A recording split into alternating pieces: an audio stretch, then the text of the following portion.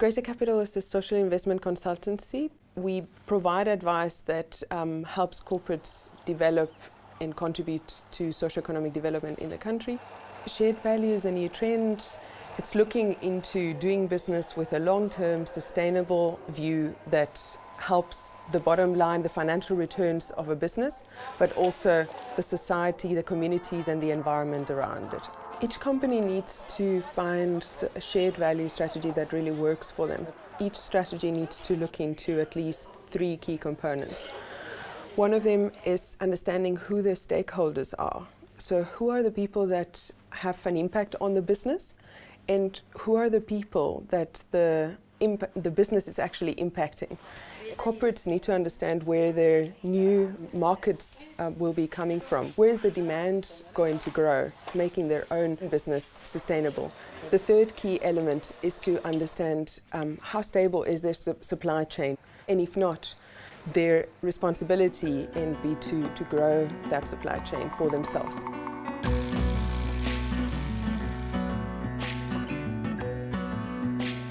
In 2009, we were approached by Tracy Gilmore and Tracy Chambers, who are now founders of the Clothing Bank.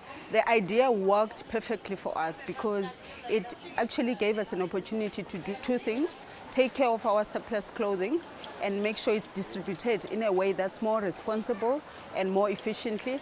But at the same time, it gave us an opportunity to empower a whole lot of women who would never have got the opportunity to be empowered as they are now. The 2 Tracies developed a holistic methodology and have achieved significant success in training unemployed mothers to run small retail trading businesses. One of the key tools that we use at the Clothing Bank is obviously recruitment. We need to recruit the right candidate, and we're looking for people that are self-motivated with a very strong work ethic. We have a holistic approach to training. Our coaching is the glue that keeps our organisation running. All women meet with a life coach for 2 hours every 2 weeks, and she helps them work through any personal barriers that they may be having towards their success. Each woman is allowed to spend 2,500 Rand at the Clothing Bank. They don't have 2,000 Rand in their back pocket, so we lend them 500 Rand to get started, and they go out into the communities, sell that clothing, and come back with a profit and buy more clothes. We suggest that the women mark their clothing up by 2.5 times what they purchase it for.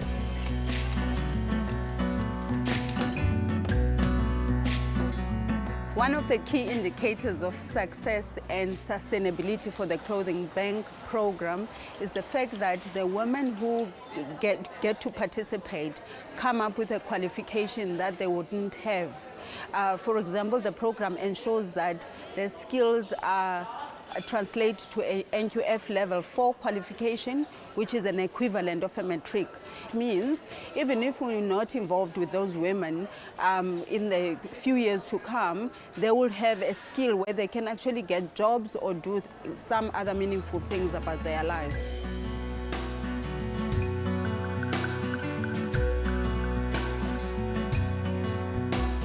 Zaliswa, how do you market your clothing?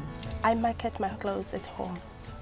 Then sometimes I took my bag and knock to the community doors and sell my clothes. Zaliswa sells men's, women's and children's clothing, as well as linen and accessories to members of her community. This year, 101 women like her earned an estimated 3.1 million Rand in their collective business, which they invested towards their families' living conditions and education, becoming financially independent and planning their future business. The Clothing Bank to Woolworths is an empowerment program where we have an opportunity to empower women, which is a part of our bigger vision. Investment by committed corporate citizens like Woolworths often spans the spectrum of engagement. And having just visited a key beneficiary of the company's corporate social responsibility, we now look at a shared value intervention and how it creates economic value in a way that also creates value for society.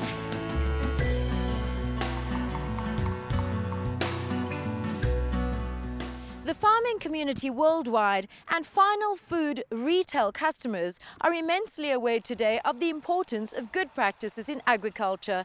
For example, we know that excessive use of pesticides can impoverish agricultural soil and can eventually lead to certain pests being more resistant. With their Farming for the Future initiative, Woolworths encourage and monitor sustainable farming techniques at the farms, which supply fresh produce to their stores. Today, we're with a farmer farmer Flip Nell on a vegetable farm in the South African Highveld, where he's going to explain some of the interesting processes.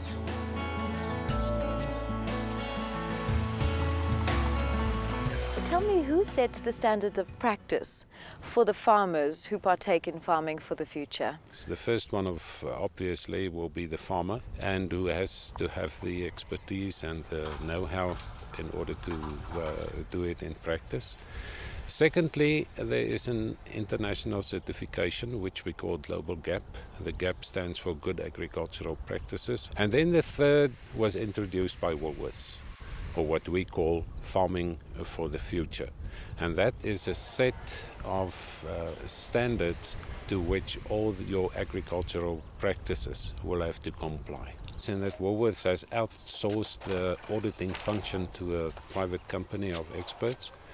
They visit the farms annually, and then they monitor all the aspects, different aspects of farming for the future, to see whether a farm is complying to all the requirements.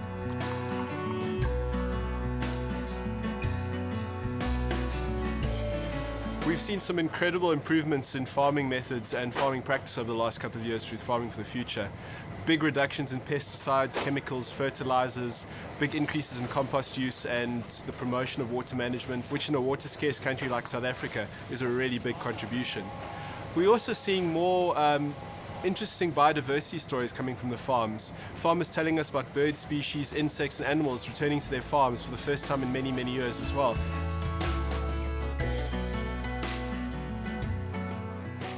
The advantage of having your own nursery, that you can make sure that you comply to all the demands and the requirements that's going with farming for the future. The other advantage is that when you take your seedlings from the nursery, it can be transplanted very quickly without giving the plants that shock of transport or maybe waiting a couple of days to be transplanted. When agricultural practices are not focused on sustainability, after a certain number of cultivations, the soil becomes depleted. Yet, on a crop-growing farm, soil is the most important resource. With Farming for the Future, soil life is managed through the introduction of organic material in the form of compost. Microbial life in the soil is an invisible workforce that restores its structure and texture. Therefore, not only does compost feed the plants, but it also improves water, oxygen and nutrient penetration in the soil. If you've got healthy soil life, you've also got balance in your soil. And where there's balance, the one or the harmful species cannot increase to such an extent that they can harm your crops. This greenhouse is a classic example of where old technology and new technology can be combined. It is totally enclosed, enabling the use of insecticides to be completely eliminated. And by using mulch, aerating the soil properly and disinfecting everything that enters the greenhouse, disease-causing microorganisms are prevented from entering. So all in all, we can say that by applying the modern technology, you can reduce your costs, increase your yields, and make more efficient use of all your resources, like soil, like water, and also fertilizers that you've got to apply.